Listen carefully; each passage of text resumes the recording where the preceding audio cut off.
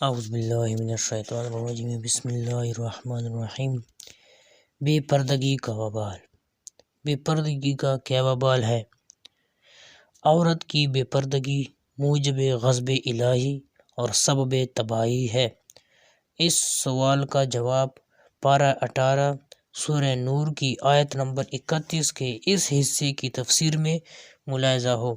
چنانچہ ارشاد الہی ہوتا ہے وَلَا يَضْرِبْنَ بِأَرْجُلِهِنَّ لِيُعْلَمَ مَا يُخْفِينَ مِنْ زِينَتِهِنَّ۔ ترجمہ یہ ہے اس کا، اور زمین پر پاؤں زور سے نہ رکھے کہ جانا جائے ان کا چھپا ہوا سنگار۔ بیان کردہ آیت مبارکہ کے تحت مفسر قرآن خلیفہ اعلیٰ حضرت صدر الفاضل حضرت علامہ مولانا سید محمد نعیم الدین مراد آبادی علیہ رحمۃ الہادی فرماتے ہیں، یعنی عورتیں گھر کے اندر چلنے پھرنے میں بھی پاؤں اس قدر آہستہ رکھیں کہ ان کے زیور کی جھنکار نہ سنی جائے۔ مسئلہ اس لیے چاہیے کہ عورتیں باجے دار جھانجھن نہ پہنیں۔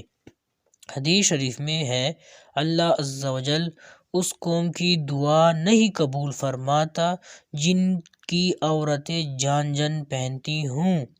اس سے سمجھنا چاہیے کہ جب زیور کی آواز عدم قبول دعا یعنی دعا قبول نہ ہونے کا سبب ہے، تو خاص عورت کی اپنی آواز کا بلا اجازت شرعی غیر مرد تک پہنچنا اور اس کی بے پردگی کیسے موجب غضب الہی عز و جل ہوگی۔ پردے کی طرف سے بے پرواہی تباہی کا سبب ہے۔